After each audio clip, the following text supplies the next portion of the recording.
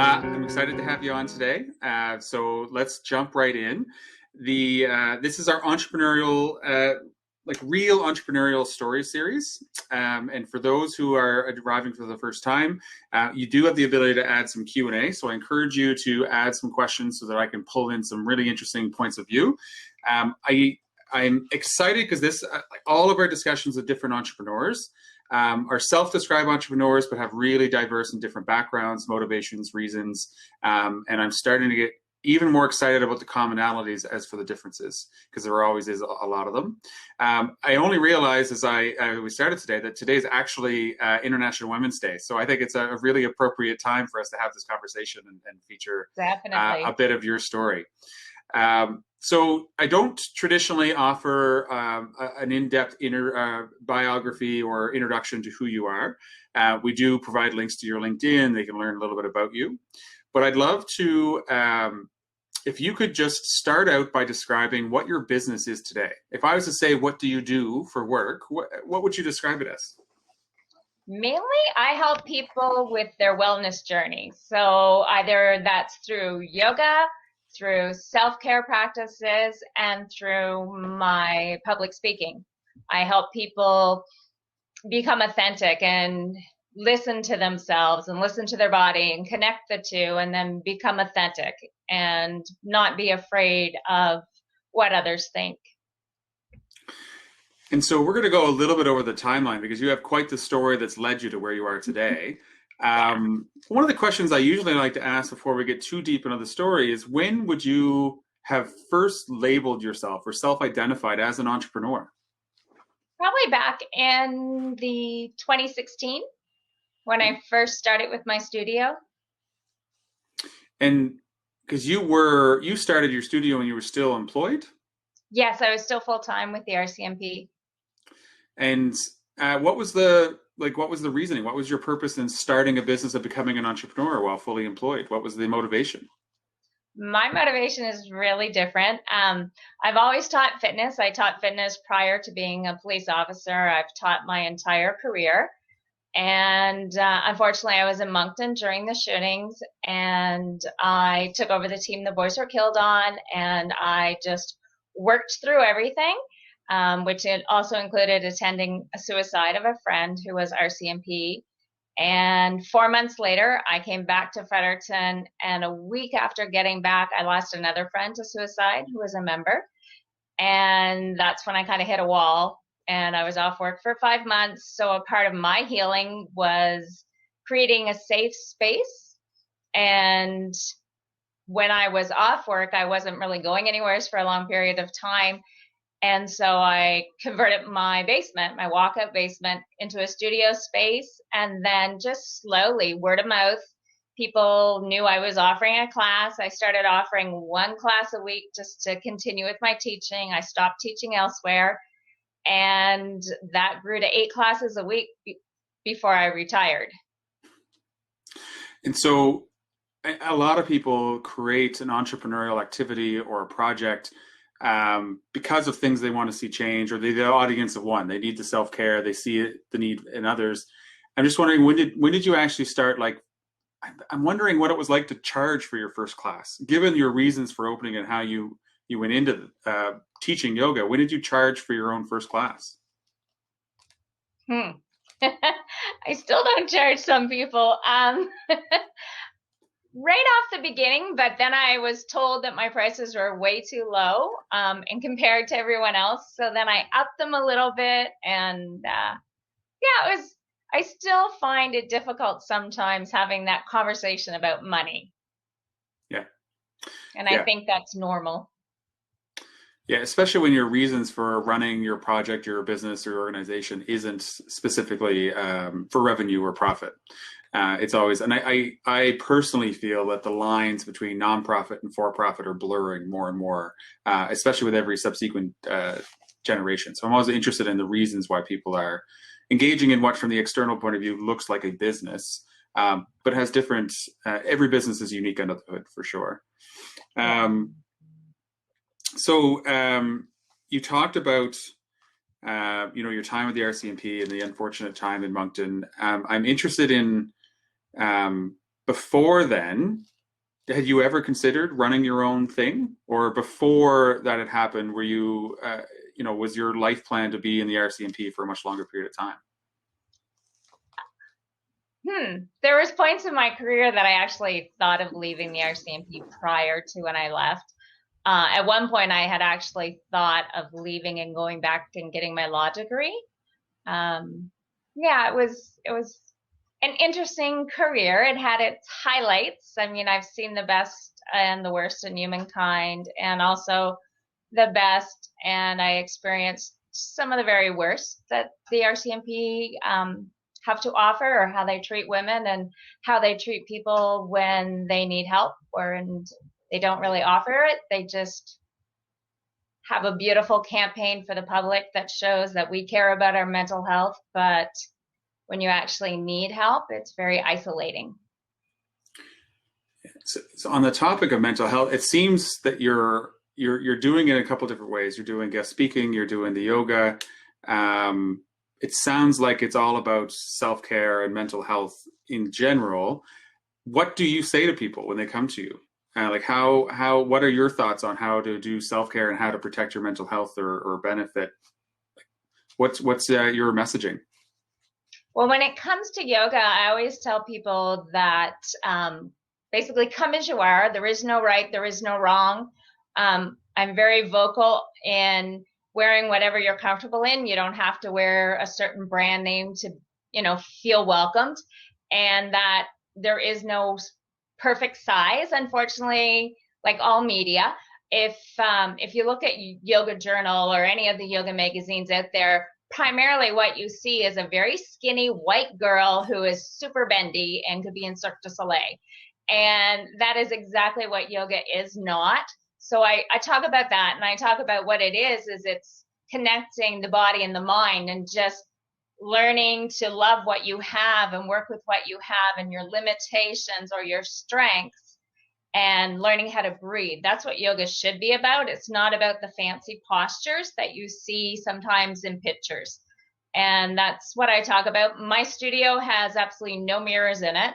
And I tell people that I purposely didn't have mirrors because I don't want people looking at themselves and judging themselves, especially women. We're hard enough on ourselves without critiquing.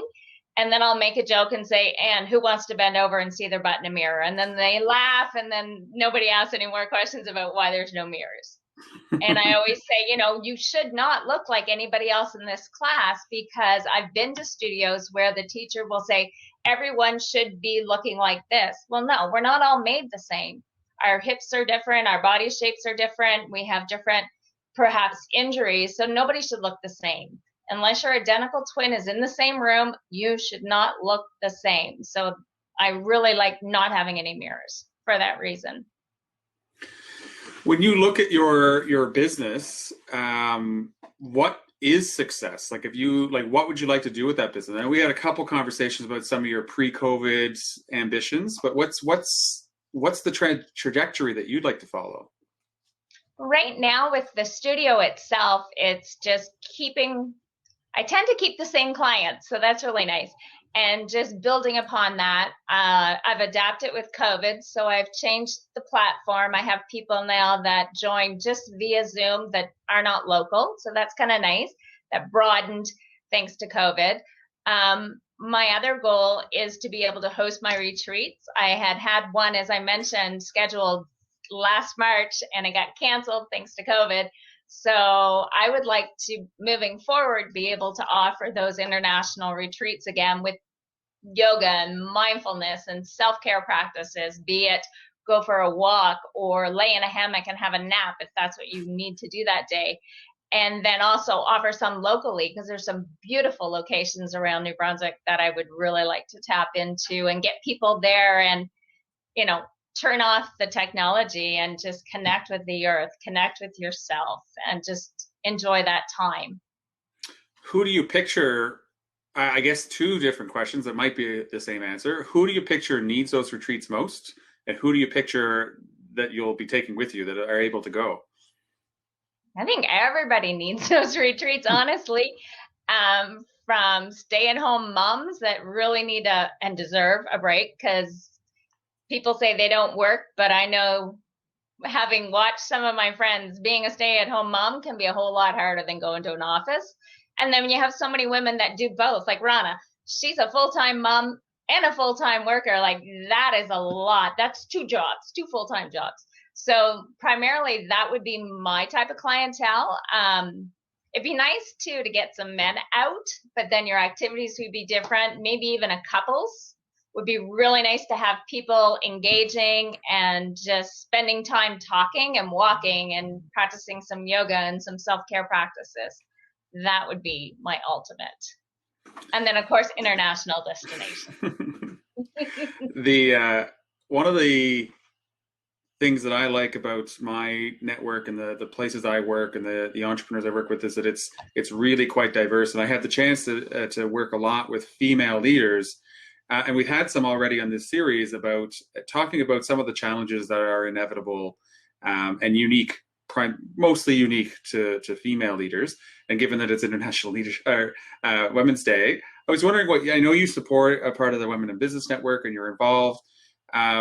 Are there any particular challenge that you've had to overcome or things that you've seen from other female entrepreneurs? Any advice that that you would share? If you're going to do it, just do it. Don't ask everyone's opinion, because everybody has a different opinion on how you should do it and why you should do it and why you shouldn't. And get your advice from people that are in the know. Don't listen to, well, my parents are supportive, but if you had a parent who wasn't supportive or a spouse who wasn't supportive, if they're not doing it, then their opinion really shouldn't matter. Speak to somebody who's already done it. Reach out to somebody in marketing, or reach out to somebody who works at the bank and can help you with a proper financial plan. Like, don't be afraid to ask for help. I think a lot of people feel that if you're an entrepreneur, that means you have to do it completely on your own, which I think is really wrong. I've learned in my previous career that it takes more strength to ask for help and guidance than it does to pretend you know what you're doing. And in the long run, that taking 5-10 minutes out to ask somebody how to do it right can save you thousands of dollars, and also can save you, unlimited amount of time, because then you do it once, you do it right, as opposed to trying to redo it multiple times. So there's a lot of there's a lot of conversations around that females tend to have more of the imposter syndrome, that tend to have a harder time. I think somebody in our recent series said the word that they're not as quick to own what they've already earned. And when it comes to leadership, and these things resonated because I see a lot of it. I was wondering if your earlier career prepared you for success in this. Did anything in your work experience help you with giving you that confidence to make your own path? I would definitely say yes. Having worked in a primarily male environment, achieving the rank of a sergeant, running detachments, so I've been in leadership roles. It doesn't always make you popular, so I've already, dealt with that. I've also been the girl that got promoted, and people talk about why you get promoted. So I've already listened to all that, and I learned to turn around instead of just letting it be. I confronted it and said, yeah, probably has to do, with whatever you're talking about, and not the fact that I have 2 university degrees, speak 3 languages, and work 60 plus hours a week. And that kind of shuts people up really fast. So having gone through everything that I went through, and I went through a period of really bad harassment in the RCMP as well, where I got taught what the boys club was. And after that experience, I've really grown to be my own person and to stand up for myself and not be afraid to speak up. And it was an unfortunate way of learning it. But now as I'm older, I have that experience, and not a lot of people might have gone through. I hope they haven't gone through what I went through, but that made me a lot stronger in character and a lot more confident in my abilities, because I won. I took on a big establishment and I won. So aside from, having to learn it the hard way, or essentially building, a thicker skin,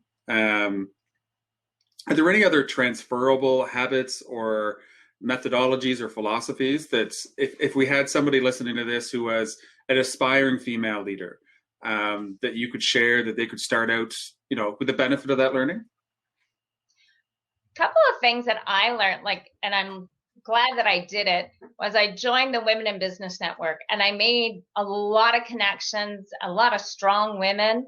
Very proud to be one of our board members now. And that really helped me because I started that shortly after I started my own studios, and we hosted events where we had people presenting. So I was always learning. I learned Angelique did something from Social Media Love. And I mean, she always has so much information. Every time you hear her, you learn something new.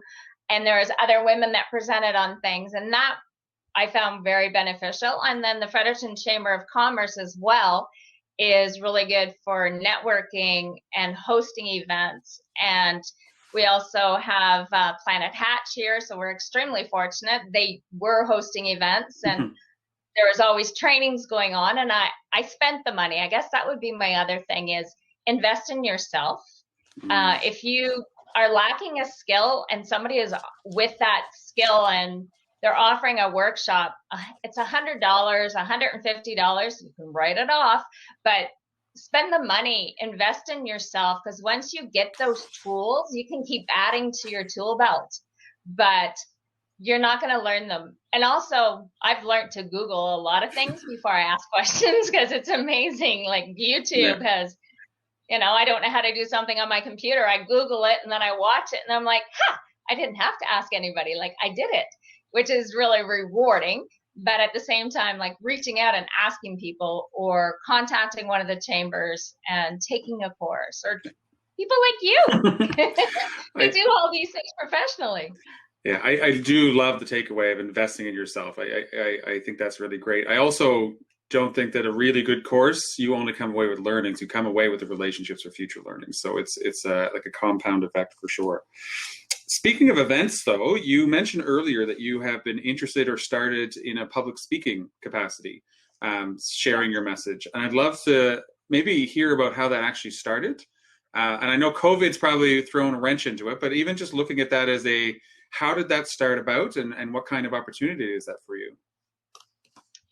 Well, it started out when I was with the RCMP, because I did a lot of teaching. So I taught a lot of courses on domestic violence, and I taught in traffic services. When I was running a detachment, I dealt with media all the time. My domestic violence was what really opened the door for public speaking. I spoke at international, national conferences. I was invited to Western University to present. So that kind of started getting me very comfortable and being in front of people. And then being asked to talk, because I was a woman in a non-traditional role. So that started, getting me out a little more. And then speaking at women's power summits, I've done that a few times. And now that I'm out of the force, I'm a lot more free to speak than I was when I was in it. And I like to share what I went through, not as a pity party, because I've been there, did that, got rid of it. But just to show people that no matter how hard things can be and what's thrown at you, if you persevere and you keep fighting for what you know is right, you will win. It can take a very long time and a lot of tears, but you will win. So I like to share that. I like to learn, share some of what I've learned on that journey, and actually help other women to feel strong enough and empowered enough to do what they need to do for them. And then my other big thing is I'm a huge proponent of self-care, whether that is your diet, getting toxic chemicals out of the home, your yoga or your physical practice. I love to talk about all of that. And then mental health is huge for me, having had my own little struggles with it, as well as losing friends who unfortunately lost the fight. So that's a really important one for me. So I know quite a few people who have taken public speaking either as a way to market themselves or their companies, or as a way to earn revenue as a business. I was wondering what was, when you were out of the force and you're now offered these speaking opportunities, or you go and find them, How are you, like, do you structure this as like you've developed a product of like, this is my canned talk that I can deliver? Or is it more of an organic, telling your story? I'm curious about what kind of I preparation you've put into that. I put some preparation into it. I definitely have a conversation with the organizer of what their expectation is, and what their clientele is. And then I will speak on that. So I've done some workshops with the Canadian Mental Health for their workers, and I talked about self-care and, when you don't take care of you, eventually you're not going to be able to take care of anybody else. Or you can't give 100% when you don't sleep, you don't eat properly, and you haven't had a glass of water all day. So I'll tailor that, and then I tailor it to some ideas. Maybe it's how to stretch at your desk, how to learn how to breathe for anxiety, or to prepare. I'm doing a talk on the 25th for social workers, so that's one of the things I'm talking about is how to prepare and how to take care of yourself perhaps in between those calls, because I've worked with social workers and have taken children from homes and stuff. So just little tips and tricks that can help de-escalate the anxiety, and just settle the emotions, because when we're emotional we react as opposed to do what we need to do sometimes. So yeah. Any insights or guesses as to the future of public speaking in a post-COVID world? It's, I don't know, like everything that I've done except one thing has been virtually. I've done a couple of global conferences. I did one for Arkansas that was in Arkansas that I was supposed to have gone to, but did it globally. Even the one that I'm doing for the social workers in New Brunswick, it's going to be virtually. Mm-hmm. So I'm not sure. Like I was hoping when I started, I'm like, I'm going to get to some places I haven't been to because traveling is my passion. And so far I've gotten to them globally. I've been in Australia and Los Angeles and Arkansas. Yeah, it's a different world for sure. So one of the questions I like to ask folks is, if you think back, especially after 2016, you have your own business and you're doing your own thing. If I was to ask you what the most exciting thing, or the most, like, you're sitting back, is like, I can't believe I just did that. This is so cool. Anything come to mind? A couple of things. One was when I started offering a trauma class, I specifically took some extra training and I started offering a trauma sensitive class for women who have experienced domestic violence, loss. I had a lady that had gone through cancer, a bunch of different things. And for me, it took me a year and a half after I started teaching in my own studio before I offered the first trauma class, because I wanted to make sure I was in a space that I could hold space for others and not just sit there and have a meltdown. And when that group of women came together and how I saw some of them shift, it was just amazing. And then I have a dog that I had just rescued around the same time. She was thrown away in the woods out by my house, and now she sleeps on my bed. And she was coming to the trauma classes, and to see her interact with the women was amazing. And just, yeah, some of the things that the dog did that nobody else really noticed, I did because I was watching the class and guiding the class. But for example, I had a lady who lost a husband and had two small children at home, and we were doing a beautiful heart opening pose. My dog got up, walked over, laid on her left side, and put her head on her chest and stayed there. And I was just like, it was beautiful. And then I had another lady who had been through so much and was afraid of dogs, except mine. And one day we were sitting with our feet together in butterfly pose. The dog went, it's a big dog, she's 87 pounds, shepherd. She went and sat between her legs and leaned back on her, and the lady leaned forward and hugged her and stroked her.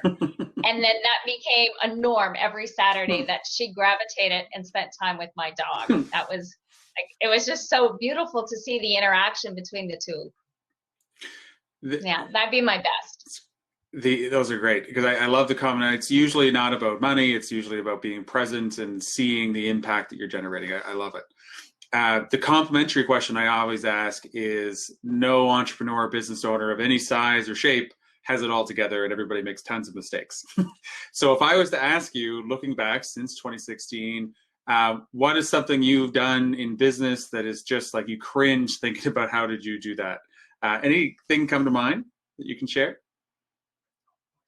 Well, the only thing that I really did, because I'm in a fortunate position, like I had mentioned, where I had the full-time career and I also am on a pension now. And the studio is the bottom of my house. So I didn't have to deal with rent and leases and agreements and all that kind of stuff. So I probably would have made mistakes there, learning curves, I should call them, but I didn't have to. For me, it was more, as you talked about, was with the pricing and being specific and having that hard conversation, because some people, you give them this much and they take so much more. So having that upfront conversation and putting proper wording around things, as I had said before, I had offered a package of 8 classes at a reduced rate. And to me, that was the 8-week session. Other people took it as, I have 8 classes to use whenever I want to come. And that was a learning curve, because you're keeping that mat space open for them, because you can only have so many people, and then they don't show up, and then they expect, 3, 4, 6 months later that you still owe them something. So that was a learning curve, and now I use the word consecutive. Yeah, so I'm again fortunate I didn't have to learn any truly hard lessons yet. What would you say has been your biggest learning curve? Hmm. Learning for me, the biggest thing is not doing everything for free. Because if anybody asks me, oh yeah, I'll do that, I'll do that. And then somebody actually pointed it out to me once that if I'm going to tell people I have a business, that means I have to start charging people. Otherwise, I'm a volunteer. Yeah, I agree, and I've lived through this because I attribute. So you know that I had a business in that closed in 2016, and I attribute Yeah. a good chunk of that failure, which I learned from, and I use the word failure purposely, to not being motivated financial enough. And the saying I've come down to, if it helps you as transferable learning, is there's no mission without margin. Of I have a mission that I want to accomplish, and that's going to be more successful if it actually produces the margin, so I can reinvest and grow. So if people who are so if people like you and people like me and people who have like a mission to change the world in a positive way, we're actually the people who had more financial success to invest in other people. So now my metric is, so no mission without margin is important to me, but my success in 10 years will be that I have created enough assets that I can invest in another business. I think that's going to be my definition. That's what motivates me in financial. But I'm a big believer in figuring out how to motivate yourself on the money side, because sometimes you just want to change the world for the better. It is a big thing to figure out. It is. I'm going to tie in a couple audience questions. Do you have any advice for someone who knows someone in need of mental health help, but who does not recognize they need it? Any suggestions on how to navigate this situation without butting in? There isn't any way without butting in. And the other thing that I've learned for myself and also dealing with others is that no matter how much you want something for someone else, until they want it and they acknowledge it, there's not much you can do. When it comes to somebody who's hurting themselves, you can make a phone call, you can call, an outreach, or sometimes the police get called because people need to be escorted to hospital. But other than having a truthful conversation, which maybe they'll get really mad at you at the beginning, but in the long run, if you don't say something and God forbid they do something, then you're stuck living with it. And that's a hard pill to swallow. Been there. And it's really, really, really, you can't take it back. And so my advice would be to tell somebody that you're coming out of love for them and care, and that you'd like to have this conversation with them, and have the conversation, and at least you know you did what you could have done. There's nothing worse than sitting back and just watching. Absolutely, for sure.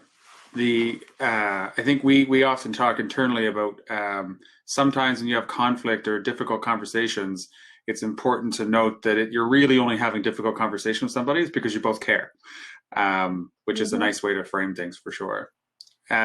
Another question that's come in is, what is your greatest fear, or how have you learned to manage fear?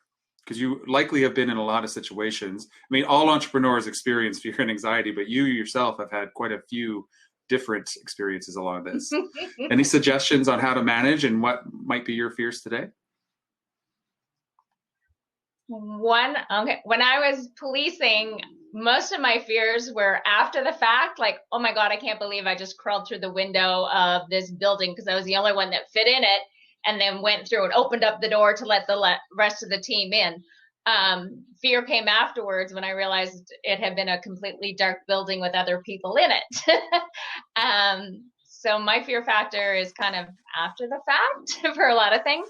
But for me, now when I'm planning things and doing things, my best takeaway for fear is plan the crap out of it. Plan for, if my computer didn't work today, I had my cell phone handy so I could have logged in. So always have a plan B, and just be prepared, have things ready, have things early. If you need to do a test run, talk to your dog and do it, or have somebody who will do it with you. But yeah, prepared and all your resources, ask for help if you need it, and breathing. Just learn to breathe and give yourself 5 minutes to maybe catch your breath before you ever do anything. It's great advice. I would say that you are very much a professional mentor, both in your yoga classes and in your speaking, and I think you're establishing yourself as a role model. A great question has come in asking about what are the mentors that have encouraged you, even as you were going through challenging times. Do you have any role models or mentors that have helped you shift your perspective? Right when COVID started, I connected with a woman who teaches a coaching course, and she's in Los Angeles. And it was just a complete fluke on Facebook in a women's group. She sent me a note. Do you want to meet on Zoom and have a chat? And I said, sure, why not? I'm stuck home alone with the dog. So then I, Facebooked her and checked it all out. And I'm like, oh, she's an expensive life coach. It's going to cost me a fortune. But I thought, oh, well, I'm a big girl. I can say no. Our 20-minute conversation turned into over an hour and a half conversation. And now I call her my sister from a different mister. We just totally connected.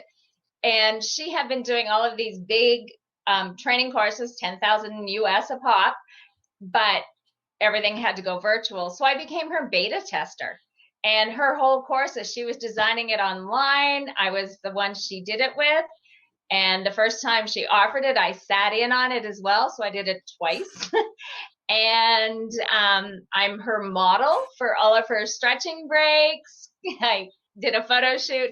So yeah, Monica Henderson is her name. And yeah, we're still really tight. We stay in contact. And that was just a blessing that happened for both of us over COVID, because she wanted to do this. And I was like, I'm game. So she put the work in, I put the work in, and now she has a beautiful finished product. And I made a lot of connections through her too, with a lady that does all marketing and branding, Marsha McCrae. And she helped me with my logo and just some little advice. And yeah, it's funny how the world worked that way. And I would almost bring it back to, because one thing don't waste a good crisis. A lot of people, were shut down, they were in their homes. and it would have been easy to not be proactive and go out and meet new people. It would have been easy for you to not take that Zoom invite. And one thing I find I miss from the pre-COVID world is the spontaneity of meeting new people at events or making new connections or having my perspective shifted. So right now you almost have to be a little bit more proactive. You have to sign up for the chat. You have to join the call. You have to accept the request. So I think there is something you did really successful that's transferable to anybody, is make sure you take the call. Even if you think it's a sales thing or you don't know what it's going to lead, is take the call and engage. I think there's a lot of learning there. One question coming in from the audience member is, would you have any, first of all, I'm wondering if you struggle with fear of failure. And do you have any advice for coping with those fears?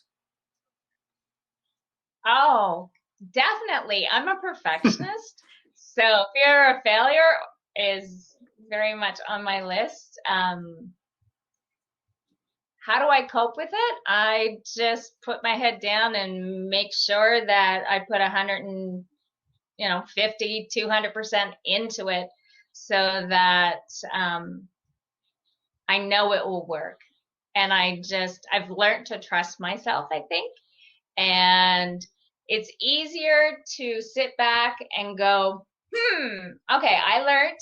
Next time I will do, than to sit back and go, I wish I had of, and never do anything. So take a leap of faith, trust in yourself, have some cheerleaders, and just do it. So you actually mentioned earlier that you learned to trust yourself. This might not go anywhere, but I would be curious if I asked you, how did you learn to trust yourself? If there was anything that you went through or practices or anything that you can share. I learned to trust myself partly in my policing career, because I'm not big. When I went through training, I'm 5 foot, almost 3, and I weighed 117 pounds when I went through policing. So, and I became a police officer because my boyfriend at the time and friends were all writing the test and talking about how hard it was. And I just jokingly said, well, I should write it too. And they told me I was too little. And I was like, screw you, I'm writing it. And I was the one that became a cop. So, yeah. And then going through what I went through in my career, both in situations, dealing with the public, dealing with the shale gas, dealing with the shootings, dealing with all kinds of stuff, definitely got my confidence up in that way. And then on a personal level, my confidence got stronger, or my belief in myself was when I was going through all my harassment. And I got to the lowest point I'd ever been in my life, where I almost gave up fighting. And that was, and then I just decided nobody ever is going to make me doubt myself, make me feel the way I feel about myself, or ever give up. And I fought for 6 years. And you won. And I won. Yes.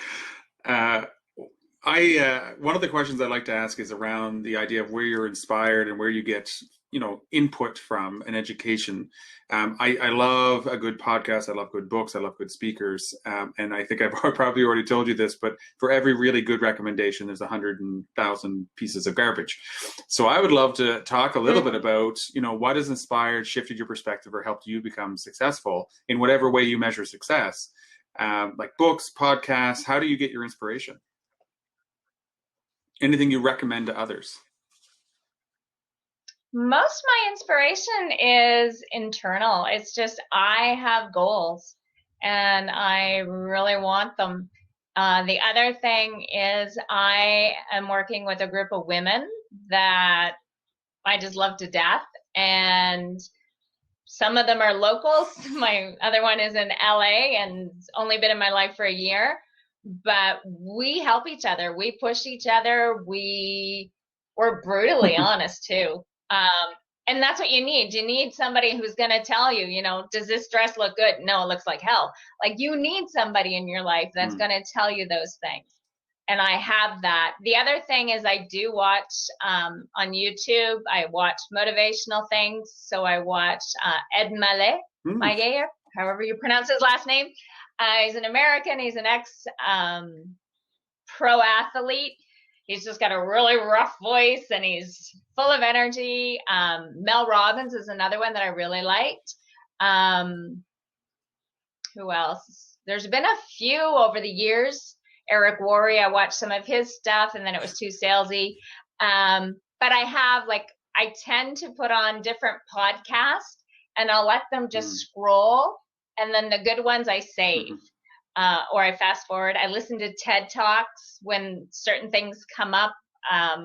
One, they're educational, some of them are just inspirational. A few are just damn right funny. And I always have those on when I'm cleaning my kitchen, when I'm cutting up my veggies. If I'm in the gym, I'll play things like that. So and then I always have a book on my bed. So right now I'm reading one called Ladies Stop Apologizing. And it's kind of appropriate because today's International Women's Day. And the writer is actually in New Brunswick in the St. John area. Oh, wow. Great. Yeah, Maya, and I can't pronounce her last name. Oh, I'm sure. We'll actually put it in the notes just so we can share that out.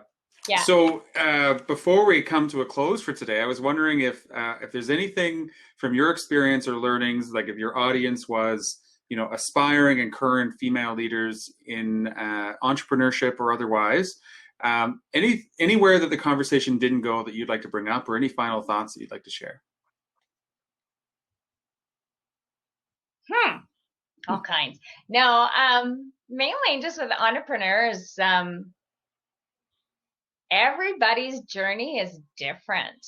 And sometimes, like from the outside looking in, some people really look like they got their together. But just know that what you see isn't always the only thing. Like to look now at, oh, she's lucky, she's got a studio and she's got this. Yeah, but I went through hell first. And I think sometimes people need to realize that an entrepreneur doesn't just, unless you're a Kardashian, right? And you go like this and mommy gives it to you. But we all got to start somewhere. And maybe our goal needs to have levels. It's like if you need to lose 100 pounds, don't focus on losing 100 pounds because you'll never get there. Focus on 10. Once you hit this goal, then go to the next one, go to the next one. My other big thing is I hate debt. I don't like debt. So go small when you can afford it. Take a step up. Like when I opened my studio, I had it all painted. I did a nice job.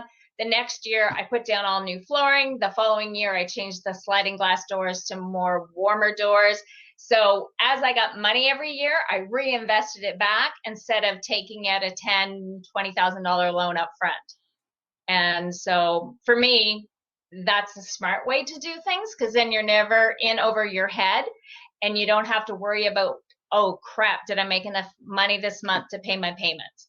I like to put that money aside, and then when I have it, then I spend it, as opposed to spend it and then try to find it. Yeah, that's great advice. So I think that I think this is a great place to end our conversation today, and I'm sure it'll be the future. And I think it's exciting now that I'm meeting people through this medium that someday I'm going to meet for the first time. I just think it's interesting. There's all kinds of people I meet through these really deep conversations, and then it could be 6 months, it could be a year to actually meet in person. It's going to be kind of surreal. So thanks a lot for joining us for this conversation. And I'm excited to continue to see, I'm excited to see how your retreats turn out as soon as we're back to that part of the world. Me too. Thank you for the opportunity. It was really nice, and you're a pleasure to speak with. Thank you very much.